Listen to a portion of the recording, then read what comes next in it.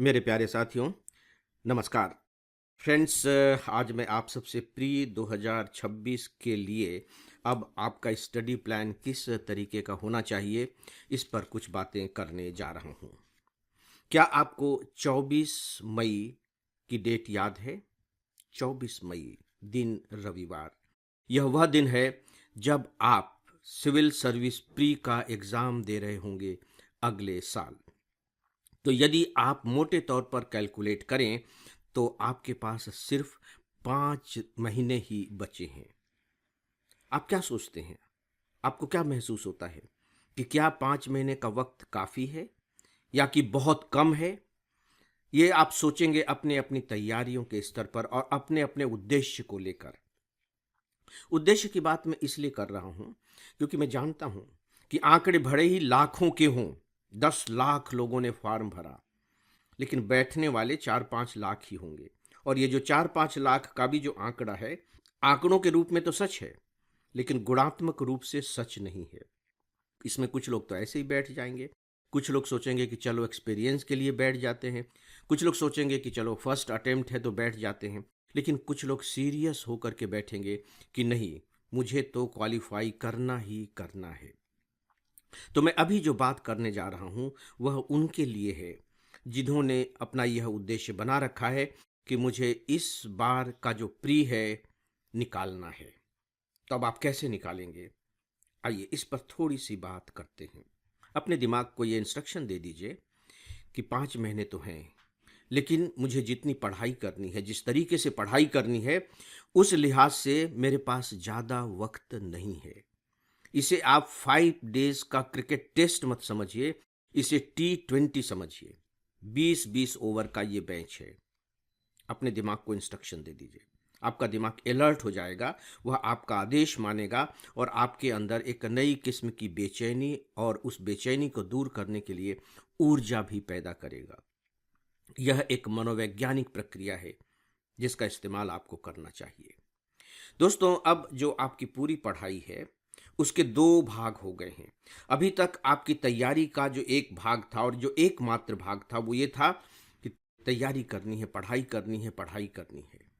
अब उसमें एक भाग और जुड़ गया है और वह है रिवीजन करना है। याद रखिए, यदि आपको सक्सेस होना है तो बिना रिवीजन के सफलता हासिल करना बहुत ही मुश्किल काम है। भले ही आपने सारे टॉपिक पढ़ लिए हों, सारे टॉपिक पर आपकी अच्छी कमांड हो गई हो, लेकिन रिवीजन इज मस्ट। रिवीजन इसलिए जरूरी है क्योंकि वहां आपको रेस अगेंस्ट द टाइम चलना पड़ता है। समय कम होता है और क्वेश्चंस बहुत ज़्यादा होते हैं। सोचने के लिए उतना वक्त नहीं होता। तो सोचने में कम से कम वक्त लगाना पड़े, इसकी एक ही तरकीब है कि आपको रिवीजन पर ध्यान देना चाहिए। तो इस तरीके से आपके 2 पार्ट हो गए हैं, तैयारी और रिवीजन के। इसे आप फिर से 2 भागों में बांट दीजिए।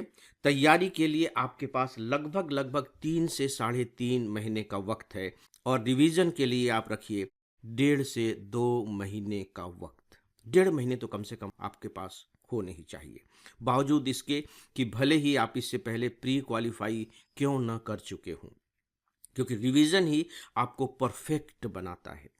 फ्रेंड्स, आपके लिए एक उपयोगी सूचना, हमारा फुल ऑनलाइन कोर्स है जिससे ऑप्शनल सब्जेक्ट को छोड़कर हम प्री, मेंस और इंटरव्यू तक की पूरी तैयारी कराते हैं। इसके सभी 1000 घंटे के लेक्चर्स वेल एडिटेड और एनिमेटेड हैं।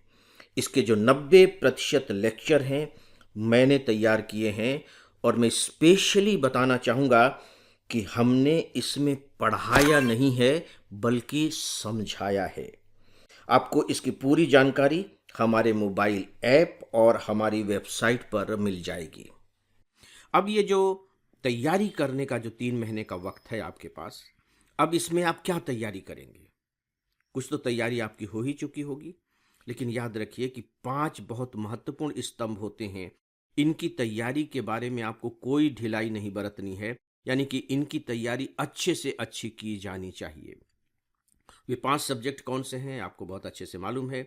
इकोनॉमिक्स है, पॉलिटिकल साइंस है, ज्योग्राफी है, हिस्ट्री है और अब इसी में शामिल हो चुका है एनवायरमेंट। इनसे सबसे ज़्यादा क्वेश्चंस पूछे जाते हैं।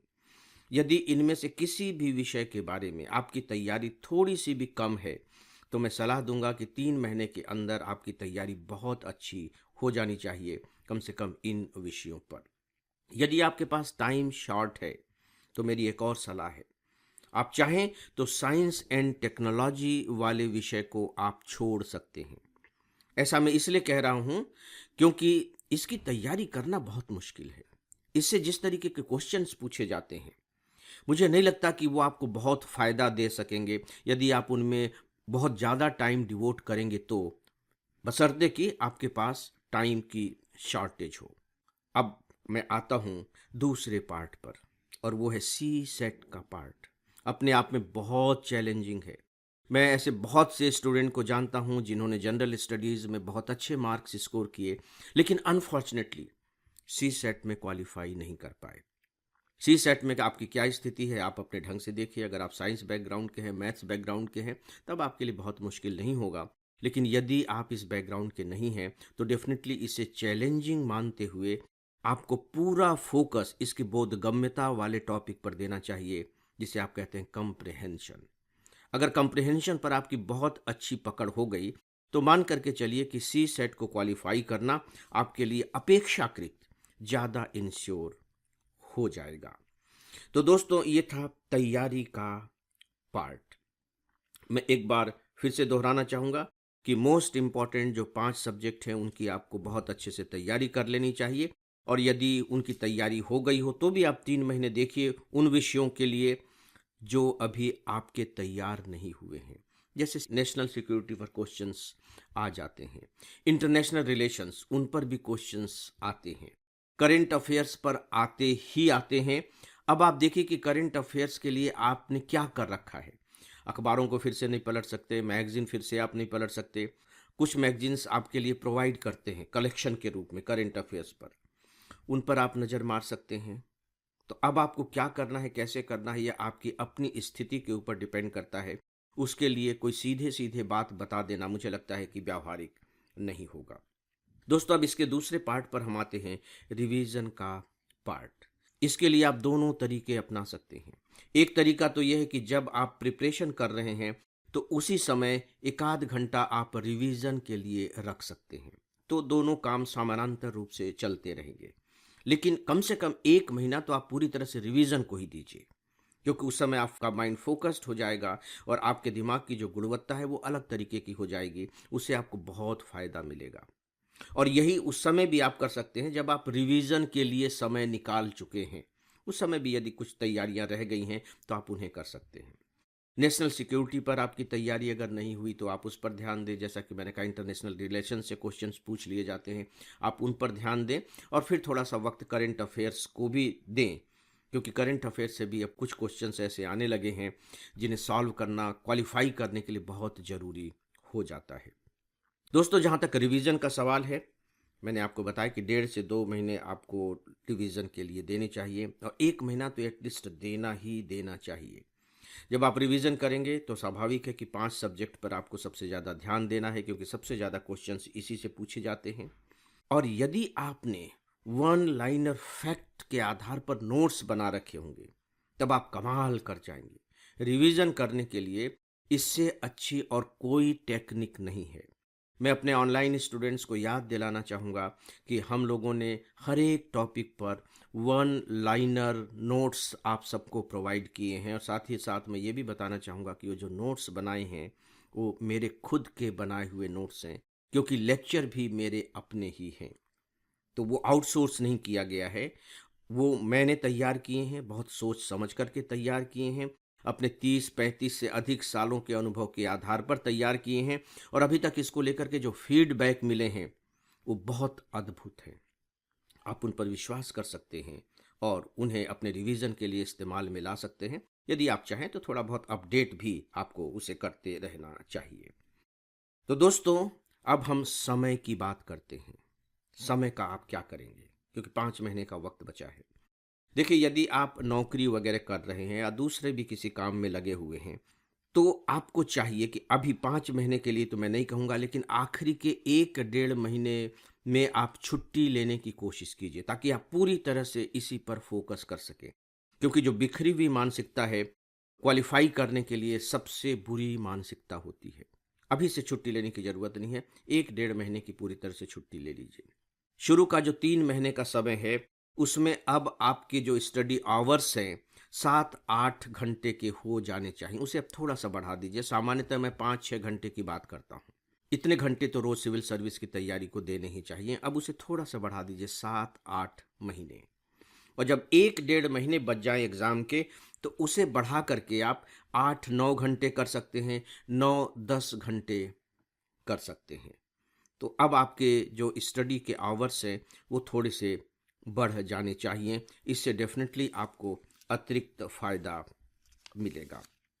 दोस्तों, ये थे 5 महीने का एक तरह से स्टडी प्लान। बाद में बीच बीच में मैं और जिस तरह का वक्त शेष रहेगा उसको आधार बना करके आपसे बातें करता रहूँगा। यदि आप तैयारी के विषय में और कुछ जानना चाहते हैं तो आप मुझे प्लीज़ मेल लिखें। मैं उस विषय को लेकर के बातें करना ज़्यादा पसंद करूँगा जो आपको सीधे सीधे लाभ पहुँचा सके। तो दोस्तों, इस विषय पर बस इतना ही। एक दोस्त हैं फ्रेंड्स, संदीप कुमार अलवर राजस्थान से, वो हमारे स्टूडेंट रहे हैं। उन्होंने अभी सिविल सर्विस का मेंस क्वालिफाई किया है। संदीप, इसके लिए तुमको बहुत बहुत बधाई और हम सब की तरफ से बहुत बहुत शुभकामनाएं कि तुम अंततः लिस्ट में स्थान पा सको। इसी तरह से एक और स्टूडेंट है, वंदना कुमारी, बिहार से हैं। उन्होंने बिहार पब्लिक सर्विस कमीशन का प्री क्वालिफाई किया है। ये भी हमारी स्टूडेंट रही हैं। वंदना, आपको भी बहुत बहुत बधाई और भविष्य के लिए बहुत बहुत शुभकामनाएं। और इसी के साथ ही आज के इस डेली ऑडियो लेक्चर को अब यहीं समाप्त करता हूं। नमस्कार।